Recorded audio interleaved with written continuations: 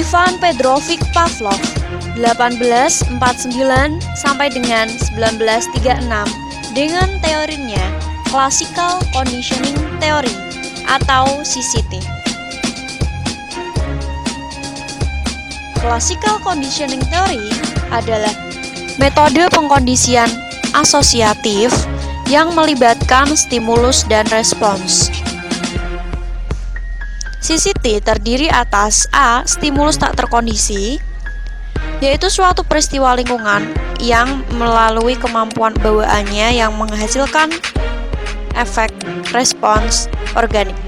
B. Stimulus netral, peristiwa lingkungan yang netral dan tidak menghasilkan respons.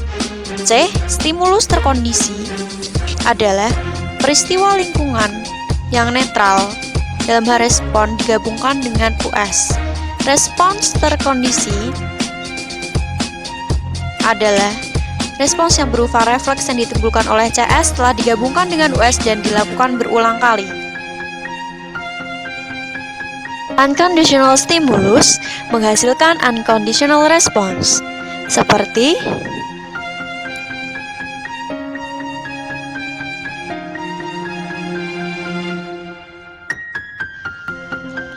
daging yang berupa unconditional stimulus diberikan kepada anjing menghasilkan anjing yang berliur atau anjing tersebut menghasilkan unconditional response berupa berliur. Neutral stimulus menghasilkan no response, seperti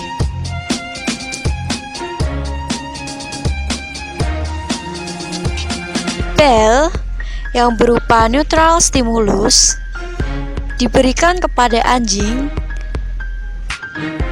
menghasilkan no response. Yang ketiga, neutral stimulus digabungkan dengan unconditional stimulus menghasilkan unconditional response dengan catatan dilakukan secara berulang-ulang, seperti bel yang berupa neutral stimulus digabungkan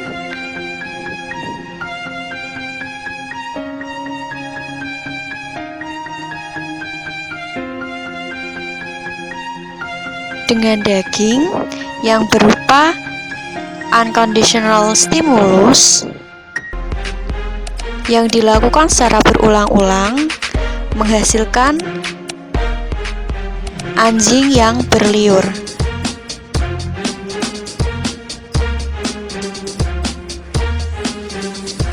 Conditional stimulus menghasilkan conditional response, seperti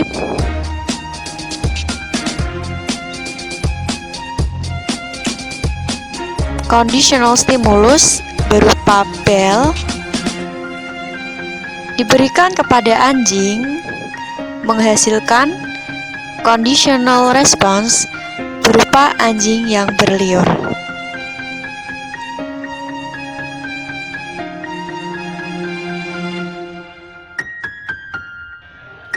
Tokoh psikologi behavioristik selanjutnya adalah B.F. Skinner 1904 sampai 1990, yaitu operant conditioning theory.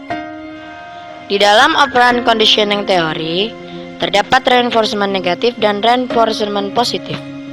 Reinforcement positif ialah penguatan yang menguatkan atau meningkatkan probabilitas kemunculan perilaku operan tersebut. Bisa dilihat dari gambarnya, yaitu siswa yang semangat belajar akan menyebabkan guru senang.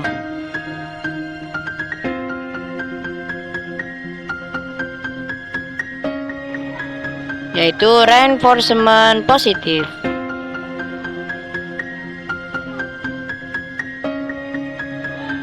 Ada reaksi guru senang akibat stimulus dari siswa yang giat belajar.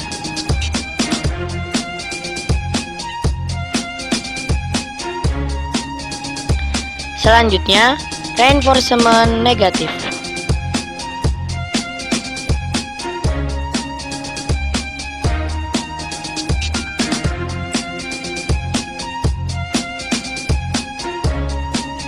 Dan reinforcement negatif adalah penguatan yang menurunkan atau melemahkan, bahkan menghilangkan perilaku operan tersebut.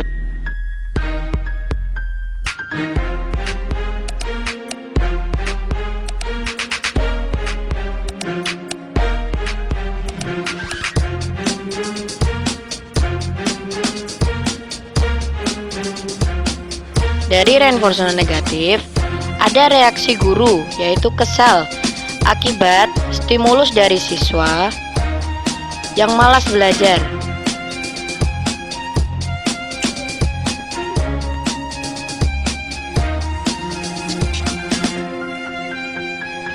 Tokoh psikologi behavioristik selanjutnya adalah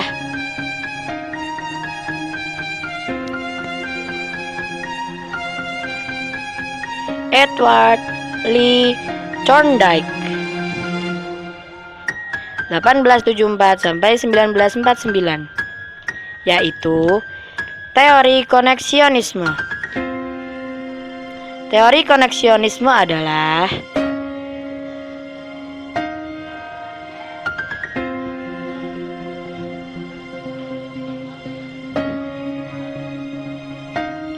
asosiasi antara kesan-kesan penginderaan dengan dorongan untuk bertindak, yaitu upaya untuk menghubungkan kejadian penginderaan dengan perilaku.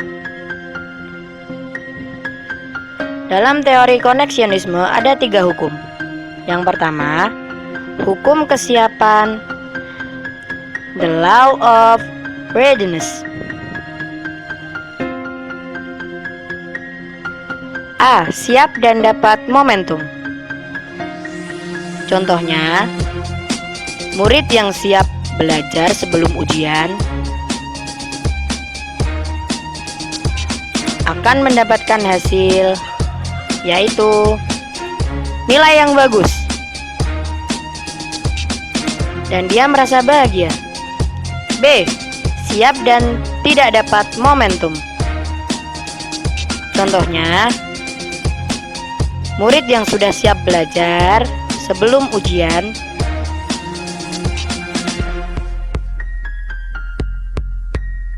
tetapi ternyata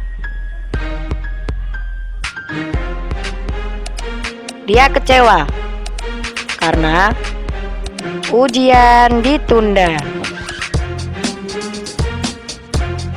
C. Tidak siap dan dapat momentum. Contohnya, murid yang malas dan tidak belajar waktu ujian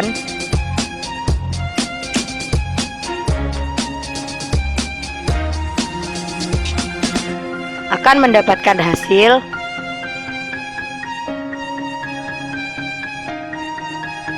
seperti berikut.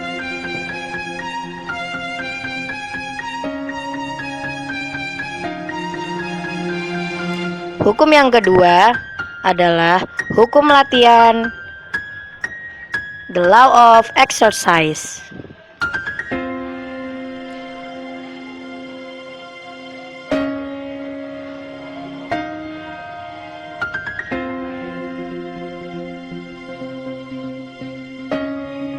Hukum latihan adalah koneksi antara stimulus dan respon akan menjadi kuat apabila sering dilakukan latihan. Latihan berkali-kali akan membuat hasil sempurna sehingga kesiapan bertambah. Hukum ketiga adalah hukum akibat, the law of effect.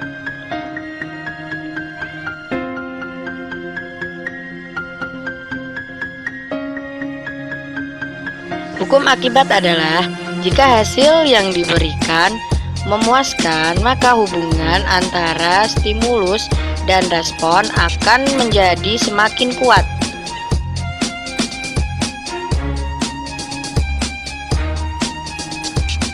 Tokoh psikologi behavioristik yang selanjutnya yaitu Albert Bandura.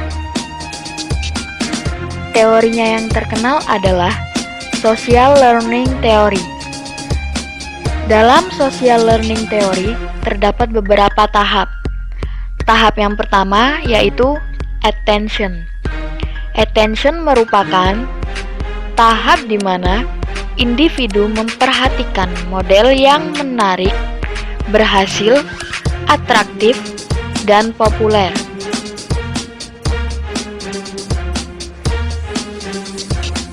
Contohnya, anak menonton televisi yang di dalamnya terdapat unsur kekerasan, namun ia tidak menyadari, sehingga ia tetap menontonnya karena itu menarik. Tahap yang kedua yaitu retention. Retention merupakan tahap di mana individu memperhatikan perilaku model secara mendalam, memasukkannya ke dalam memori, dan mulai melatih perilaku sang model.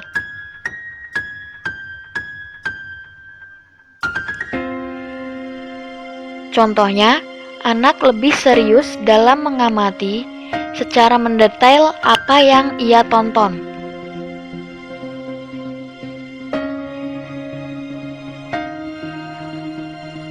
Tahap yang berikutnya adalah reproduction.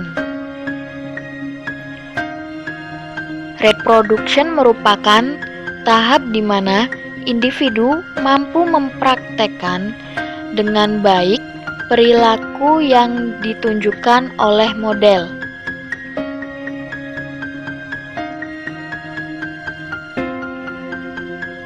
Contohnya, anak telah mampu meniru bagaimana cara berkelahi sesuai apa yang telah ia tonton tadi.